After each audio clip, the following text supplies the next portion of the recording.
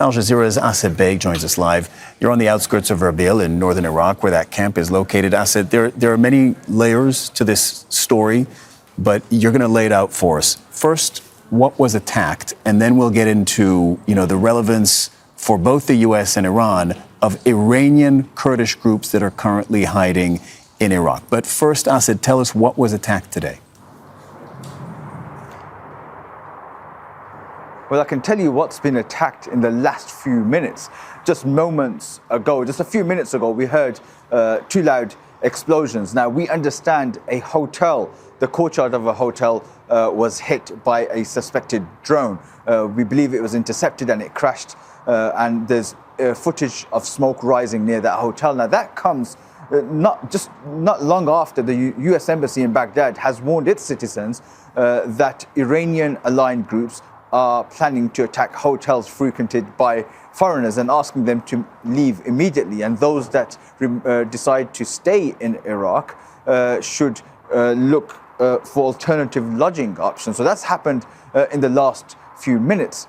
Elsewhere in Iraq, we understand there were airstrikes targeting the Jurf al-Sakhr area, where the headquarters of the Popular Mobilization Forces, this is a group that's aligned with Iran, is based. Now, we hear that that base was empty and there's been no casualties. At the same time, two Katyusha rockets targeting Iraq's Taji military base, where it's believed that US troops are based there also. Again, this to and fro taking place with Iranian-backed groups here in Iraq targeting US facilities. We know that Erbil airport has been targeted. We understand the consulate has also been targeted, and the interceptors have tried to stop those drones and missiles. But at the same time, there is talk of Iranian Kurdish groups mounting a possible ground operation inside of Iran. Asad, I'm jumping in for this because this is an important aspect. I'm sorry to interrupt you. I want to make sure our viewers understand this. Can you please explain to our viewers who are not familiar with the region what it is exactly that we're talking about? What are Iranian Kurdish groups? I know you've spoken to some of them. Why are they relevant to this, both on the U.S. side and on the Iran side? Well, in northern Iraq, borders Iran, you have the Iraqi Kurdistan. Okay, this is a semi-autonomous region.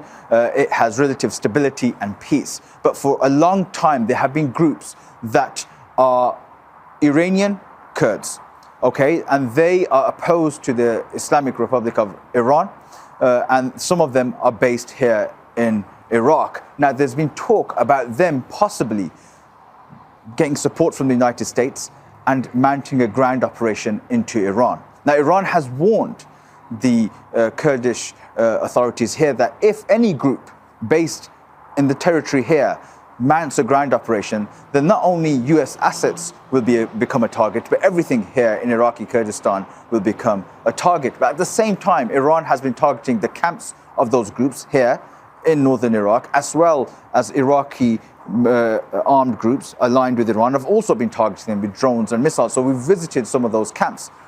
Now, so far, from those groups, those Iranian Kurdish groups, there's been a 6-party alliance. Now, we visited the camps of one of those that was targeted yesterday, but we also spoke to one of the leaders of one of those parties and started off by asking him if his fighters had mounted a ground operation or are planning to.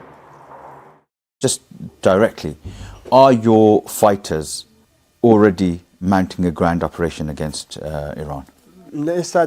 At this moment, no. We are not currently engaged in any offensive operations. We have been planning for a long time, and now that conditions are more favorable, there is a strong probability of action. We have yet to reach a decisive decision, but it is highly likely we will move forward with a ground operation. The Americans have contacted us through various channels, but until now we have not met directly, but they contacted us. They asked what we should do with this regime, what are the ways, and talking if we can cooperate together in the future. Only in that context. There has been no direct communication until now, but through intermediaries, through other Kurdish people. When the time comes and we meet with them, it becomes clear in the operational field. Of course, in the operational field, we need weaponry, explosives, and also advanced equipment. As you know, the equipment we have is basic and old. Today's wars are more advanced than before. So if there was something like this, we have this request.